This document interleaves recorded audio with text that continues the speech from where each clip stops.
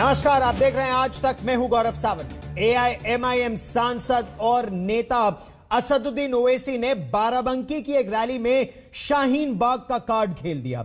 ओवैसी ने तीनों कृषि कानूनों को वापस लिए जाने के बाद नरेंद्र मोदी सरकार पर सीएए और एनआरसी पर दबाव बनाने के लिए उत्तर प्रदेश में ही शाहीन बाग बनाने की बात की।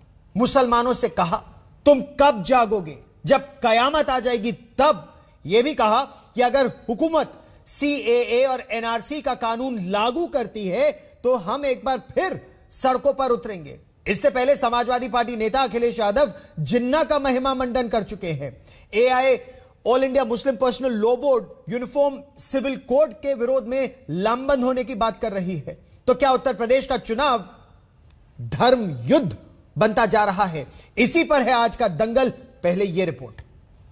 अगर एनपीआर और एनआरसी का कानून बनाएंगे तो हम दोबारा रोड पे निकलेंगे। यहीं पर भी शाहीन बाग बनेगा इंशाअल्लाह ताला, याद रखना। इसको कहते हैं असदुद्दीन ओवैसी की राजनीति। जरा उनके शब्दों पर गौर करने के लिए इसे फिर से सुनिए। अगर एनपीआर और एनआरसी का कानून बनाएंगे तो हम दोबारा रोड पे निकलेंगे। यहीं पर भी शाहीन बाग बनेगा इंशाअल्लाह ताला, याद रखना। तो यूपी की चुनावी पिच पर असदुद्दीन ओवैसी ने कहा है कि एनपीआर और एनआरसी का कानून बनेगा तो यूपी में शाहीन बाग बनेगा। लेकिन जब वो ये कह रहे हैं तब वो सीए कानून की बात कर रहे थे। अब ये तो माना नहीं जा सकता कि ओवैसी को सीए, एनपीआर और एनआरसी कानूनों का फर्क नहीं पता। यानी ओवैसी ने खुद के लिए बचाव की गुंजाइश रखते हुए सीए कानून पर ऐसी तान छेड़ दी है जिससे यूपी में नया चुनावी बवाल खड़ा हो सकता है। हम मुतालबा करते हैं कि सीएए कानून को भी वापस लिया जाए।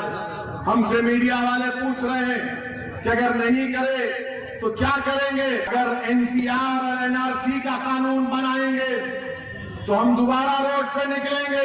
यहीं पर भी शाहीन बाग बनेगा इंशाअल्लाह ताला, याद रखना। शाहीन बाग बनाने की ओवैसी की इस धमकी का असर बीजेपी के तीखे पलटवार के तौर पर सामने आया। असदुद्दीन ओवैसी भ्रम पैदा न करें।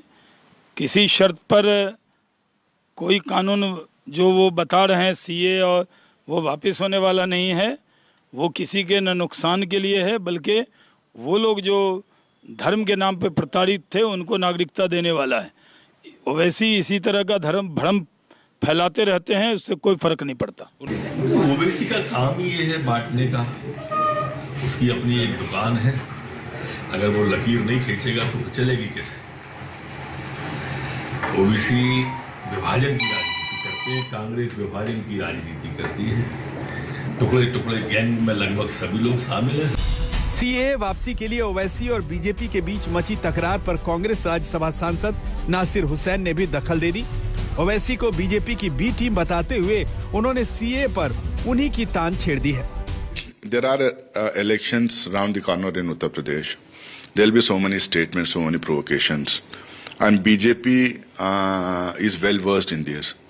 They know how to use smaller parties to their benefit, and especially to get provocative statements and get the election polarized and win the elections. There are so many B teams of BJP working round the clock during every election, and I think they will do the same thing. But Congress stands the same. Owaisi के बयान के बाद CA की वापसी के लिए आंदोलन का जोश कुछ मौलानाओं और एएमयू के छात्रों में भी जोर पकड़ रहा है। इस बीच जिस कृषि कानून की वापसी के बहाने सीए का मुद्दा छेड़ा जा रहा है, उसके अगुआ राकेश टिकैत की प्रतिक्रिया बेहद सधी हुई है। उनका चाचा है भाई, ये तो चाचा भतीजाओं की पार्टी है, अपना कह दे वो कर लेंगे वे। ओवैसी तो बीजेपी का चाचा है, उसे टीवी पे कहने की जरूरत ही नहीं, उनको कह देगा, मान लेंगे उसकी बात। आपको लगता है कि होना चाहिए यार? हम तो कह रहे हैं कि चाचा भतीजों का मामला है, उनका दोनों का निपटा लेंगे, उनकी घर की बात है ये।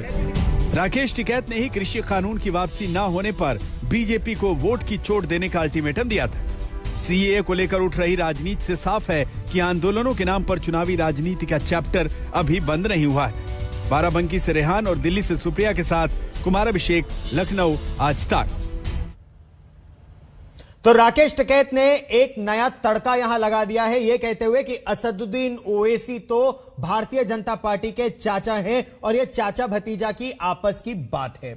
लेकिन असदुद्दीन ओवैसी के बयान के बाद सिटीजनशिप अमेंडमेंट एक्ट सीएए वापसी का मुद्दा गर्माता जा रहा है। उधर उत्तर प्रदेश के मुख्यमंत्री योगी आदित्यनाथ ने कहा है कि एक ओर प्रधानमंत्री है तो दूसरी ओर जिन्नावादी सोच है।